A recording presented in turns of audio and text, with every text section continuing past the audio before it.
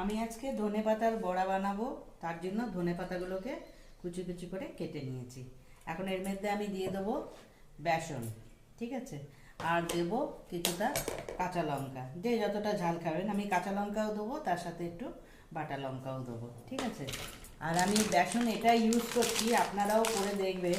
এই বেসনটা যদি আপনি রান্না করেন না, এই যে মোড় লেখা আছে, এটা খড়গপুরে আছে মালুঞ্চা রোডের উপরে, এটা যদি আপনি রান্না করেছেন, আপনার চালের গুঁড়া দিতেই হবে না, কিচ্ছু দিতে হবে না, এমনি মুচমুচে হবে। এখন আমি এর মধ্যে দিয়ে দেবো বেসন। অনেকটাই পকোড়া বানাবো, দিয়ে দিচ্ছি কাঁচা লঙ্কা, আর দিয়ে দেবো নুন। ধনেপাতাটা মাখলে একটু কম হয়ে যাবে, ওই জন্য নুনটা বুঝে শুনে দিতে হবে। আর দিয়ে দেবো একটুখানি হলুদ, আর একটু লঙ্কার গুঁড়ো।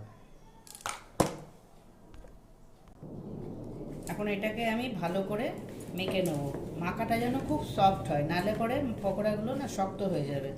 আর জল দরকার পড়বে, অল্প অল্প জল দেবো। পকোড়াটা আমার মাখা হয়ে গেল, এরম করে করে, মানে হাতে যাতে এরকম পাক বানে, তার মানে হয়ে গেছে। এখন আমি একটা একটা করে বড়া ছেড়ে দেবো।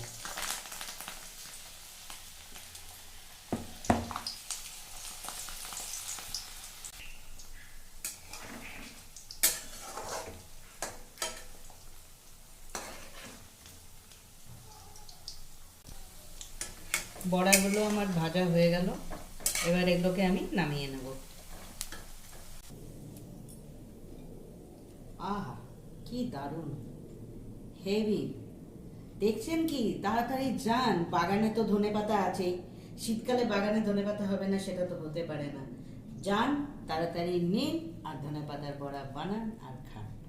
দারুণ বেনেছি কিন্তু, একবার খেয়ে দেখুন।